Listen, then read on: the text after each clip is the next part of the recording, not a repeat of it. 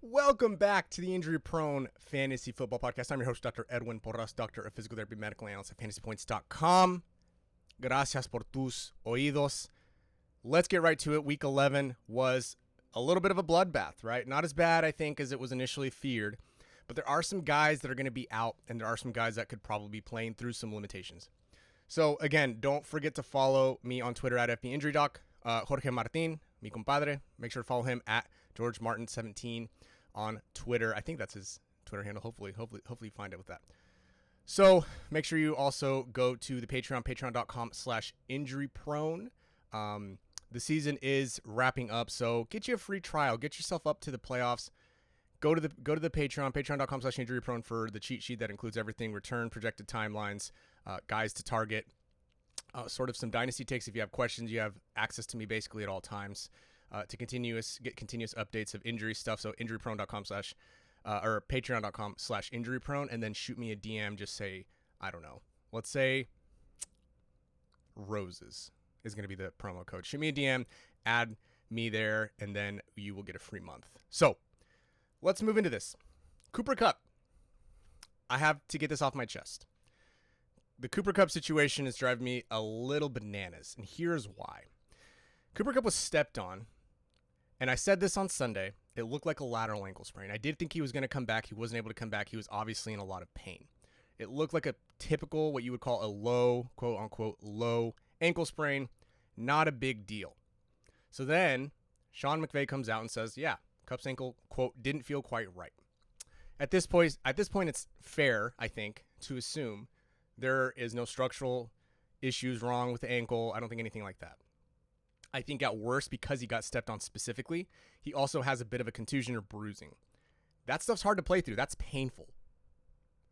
Is it over for Cooper Kupp? No, it's not over for Cooper Kupp. Is his longevity at risk because of this injury? No, he's not. In fact, I think he's going to be back by week 12.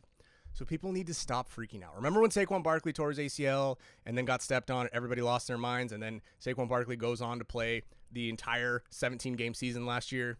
Yeah, happens. Dudes get stepped on. It's a painful injury. Sometimes it can cause fractures. We don't think that's the case with what happened here with Cooper Kupp, but just don't freak out. McVay says, that it is or Schefter confirms that it's a low ankle sprain. So it's really going to be a matter of pain tolerance as long as we don't get another report that there is damage to the ankle, which we don't necessarily think there is. At worst, this is like a 2-week injury for Cooper Kupp. Had to get that off my chest. Devon Anan, right? On Sunday, he did re-injure his knee. It's not as common, but it does happen. It's happened to Mark Ingram before. Devon Anan got landed on. It wouldn't make sense. I'll say this from a physical therapist perspective. It wouldn't make sense to trot him back out there, Devon Anan back out there on a Friday when he just re-injured his knee on a Sunday. It doesn't make sense.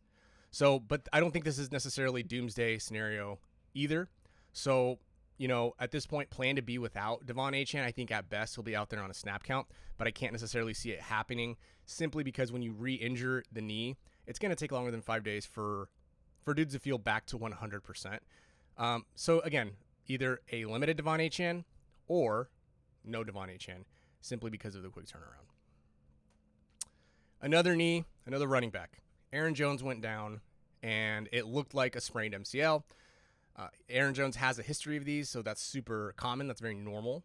So because he went down with this sprain, LaFleur came out, had a press conference, and basically says it shouldn't be, quote, a long-term absence, but that is a very subjective term. Long-term is extremely subjective. Long-term can be, to some players, because it's an NFL season, it can be 2 weeks.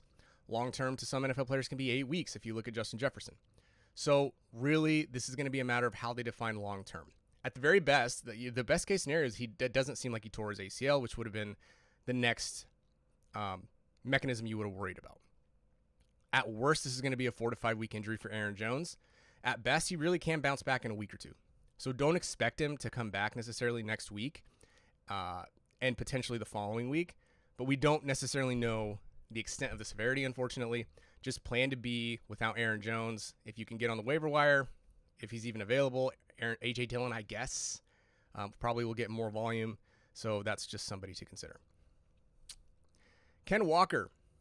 it was pretty interesting, this mechanism of injury. He was running. He grabbed his left lower abdomen, obviously an oblique issue.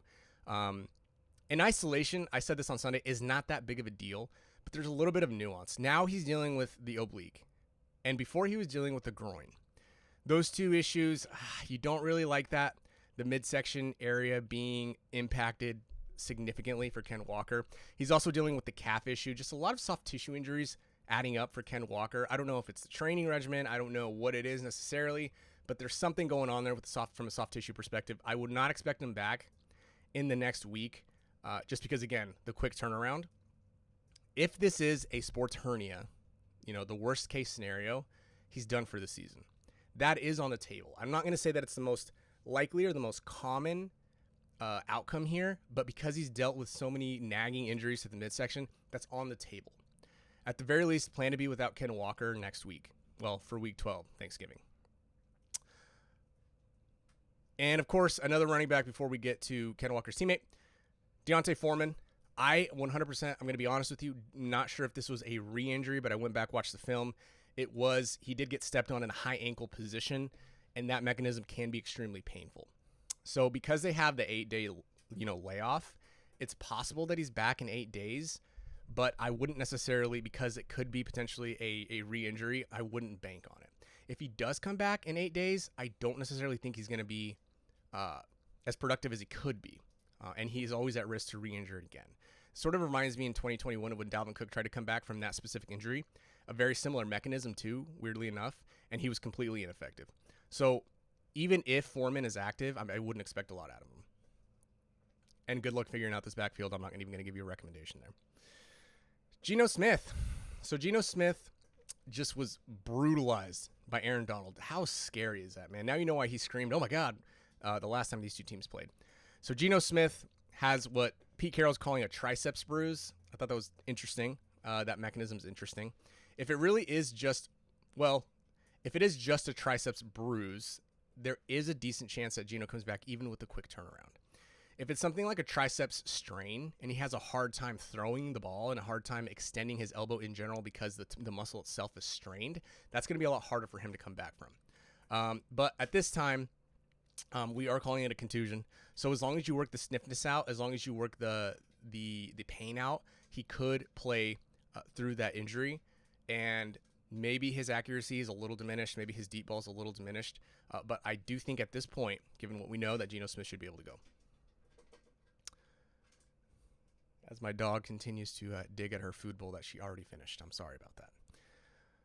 Lastly, here are some guys that could come back in Week 12. Dameon Pierce, Josh Downs. Kyren Williams is confirmed to be coming back now. T. Higgins, Antonio Gibson, potentially Antonio Gibson. Derek Carr, and who is, by the way, as of yesterday, was still in the concussion protocol, so that's one to monitor.